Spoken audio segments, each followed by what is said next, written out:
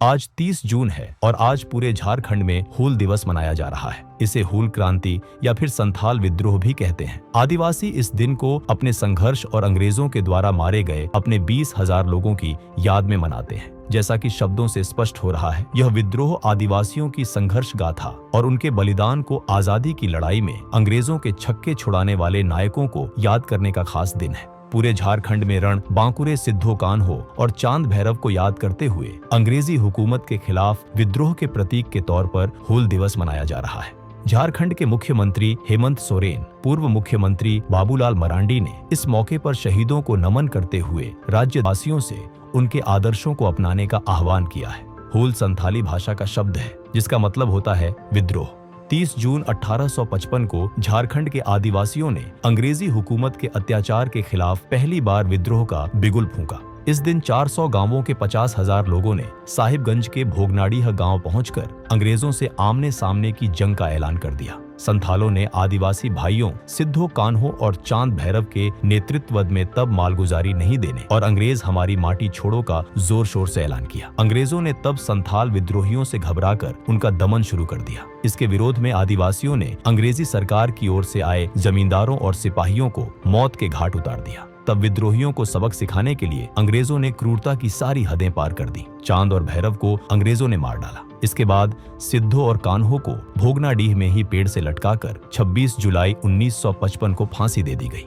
संथाल की माटी के इन्हीं शहीदों की याद में हर साल 30 जून को हूल दिवस मनाया जाता है। एक अंग्रेज इतिहासकार हंटर ने लिखा है कि इस महान क्रांति में लगभग 20,000 आदिवासियों को मौत के घाट उतार दिया गया। हालांकि संथालों के इस बलिदान पर कोई भी अंग्रेज सिपाही ऐसा नहीं मिला जो शर्मिंदा न हुआ हो। हूल क्रांति के 44 साल बाद वर्ष 1900 में मैक पेरहांस कमेटी ने आदिवासियों की जमीन की सुरक्षा के लिए एक बंदोबस्त अधिनियम बनाया। इसमें यह प्रावधान किया गया कि आदिवासी की जमीन कोई दूसरा आदिवासी ही खरीद सकता है। खरीदने और बेचने वालों के घर एक ही इलाके में होना चाहिए। झारखंड में आदिवासी जमीन का हस्तांतरण आज भी इन शर्तों को पूरा करने के बाद करने का प्रावधान है। 1949 में पारित संथाल परगना काश्तकारी अधिनियम में 1900 के बंदोबस्ती नियम को जोड़ा गया है जो आज भी पूरे प्रदेश में लागू है। भले हम 1957 के सिपाही विद्रोह को भारतीय स्वतंत्रता संग्राम का पहला विद्रोह मानते हैं, लेकिन संथाल के आदिवासियों का हूल विद्रोह भी बेहद प्रभावशाली था जो 2 साल पहले ही हो गया था।